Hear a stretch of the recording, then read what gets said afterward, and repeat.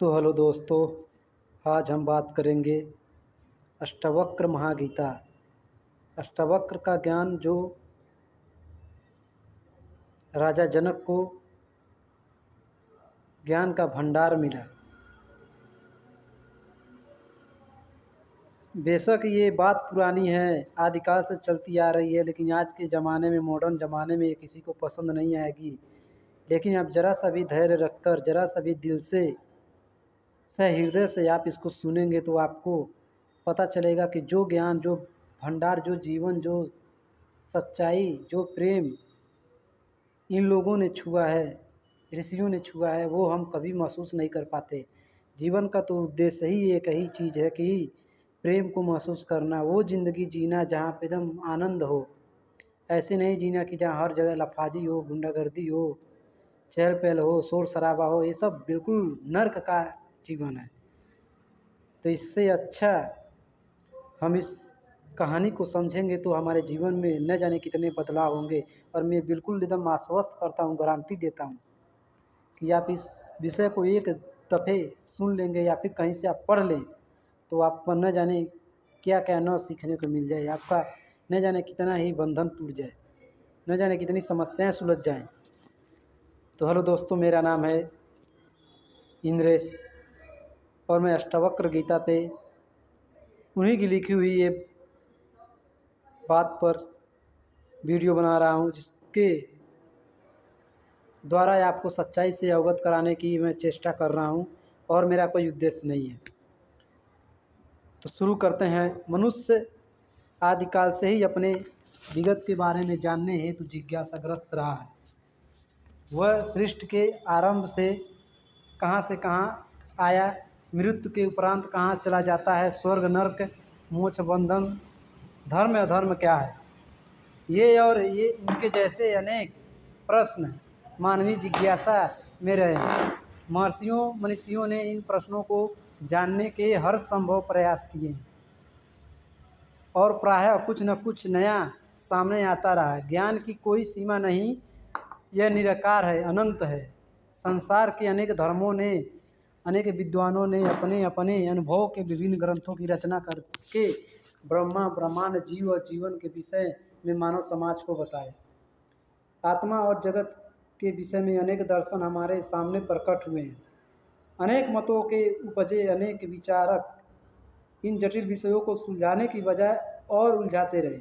किसी ने सर्वसत्ता के रूप में एक को माना तो अन्य ने द्वैत सत्ता, त्रिसत्ता आदि भी समर्थन किया। पश्चिम के दर्शन में भौतिकता का बोलबाला रहा। पश्चिम के लोग भौतिकता को, पदार्थ को ही सत्य मानते, इसलिए तो हम उधर जितना अमीर हो गया है, वो पैसे में, हर जगह में, क्वालिटी में, विकास में, हर जगह उसको देखा जाता है कि एकदम खतरनाक दिखता है। इसीलिए क्योंकि वहाँ पे भौतिकता का बोलबाला रहा। कुछ धर्मों में जीव को पदार्थ से उत्पन्न मानते हैं, तो कुछ अनादि अदृश्य शक्ति से। अनेक गुरु हुए और उनके शिष्य हुए। उन्होंने आत्मज्ञान, अध्यात्म द्वारा बहुत से भ्रमों भ्रांतियों को दूर करते हुए केवल आत्मसत्ता का समर्थन किया। आत्मा को जान लो, सब कुछ जान लिया, यही परम तत्व है, यही परम ज्ञान है। हमारे समाज में न जाने किस किस प्रकार के लोग हैं या कहाँ से आ गए हैं, कैसे कैसी विचारधारा लेके आ गए हैं कि वो लोग आत्मा के नाम पर बोलते हैं कि मेरी आत्मा, तेरी आत्मा, आत्मा मर गई, आत्मा निकल गई, आत्मा भटक रही है, आत्मा खाना को मांगती है, आत्मा तरसती, आत्मा रोती है। न जाने इसने कितने बेहुदे शब्द जोड़ दिए हैं। लोग न पढ़े न लिखे न कुछ भी किए और उनमें ये सब जोड़ दिए। तो आगे कहते हैं, महाभारत के रण में अर्जुन शत्रुओं के रूप में अपने बंधुओं बांधवों को देखकर मोहग्रस्त हो गया। वह कारबद्ध होकर श्री कृष्ण से बोला, हे माधव, मैं स्वजनों का संहार नहीं कर सकता। ऐसा कहकर उसने शस्त्र त्याग दिए। यह मोह था, कर्तव्य विमुखी थी। श्री कृष्ण ने हंसकर कहा, पार्थ, ये सब मरे हुए हैं, कई बार मरे हुए हैं। इन्हें तुम नहीं मार रहे हो, इन्हें प्रारब्ध मारेगा, मैं मारूंगा। शस्त्र न उठाने की जिसने प्रतिज्ञा ली थी, वह कैसे 11 अक्षौहिणी सेना को मारेगा। सामर्थ्य पर शंका न थी, जानते थे कि नारायण हैं, मगर प्रतिज्ञाबद्ध होकर कैसे मारेंगे। तब श्री कृष्ण ने विराट रूप दिखाकर कर्तव्य ज्ञान से परिपूर्ण गीता का उपदेश दिया। अर्जुन मोह मुक्त हुआ, अनंत धर्म की जय हुई।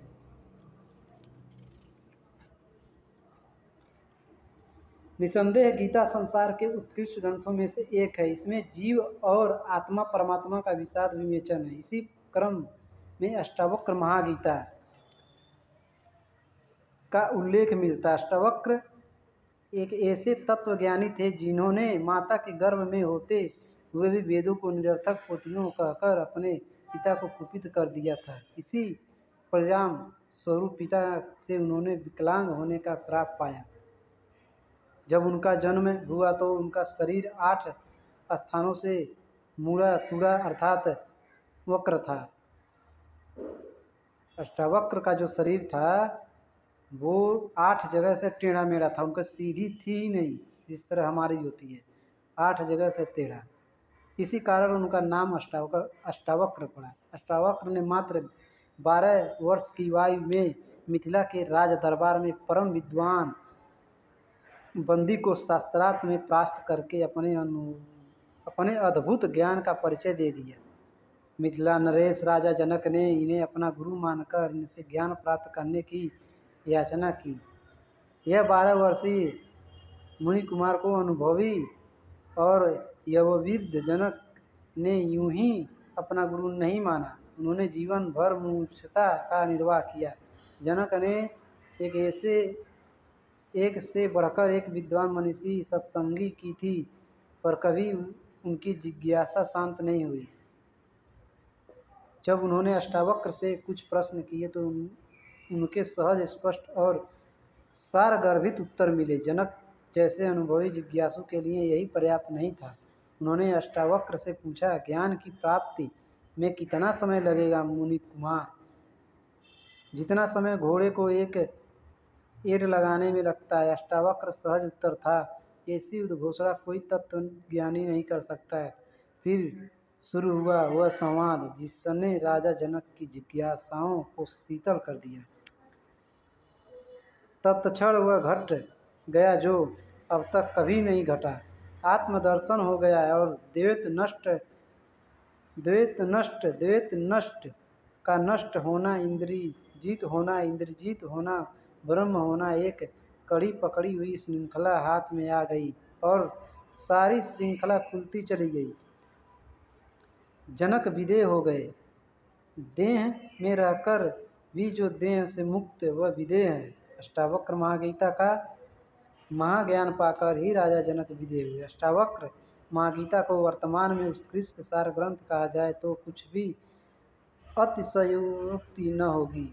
जीवित रहकर मोक्ष प्राप्त करने का मार्ग बताने वाला यह अद्भुत ग्रंथ प्रस्तुत करते हुए अपार हर्ष हो रहा है। मुझे पूर्ण विश्वास है कि यह ज्ञान का अनुपम भंडार पाठकों के लिए अवश्य ही शुभ एवं कल्याणकारी सिद्ध होगा।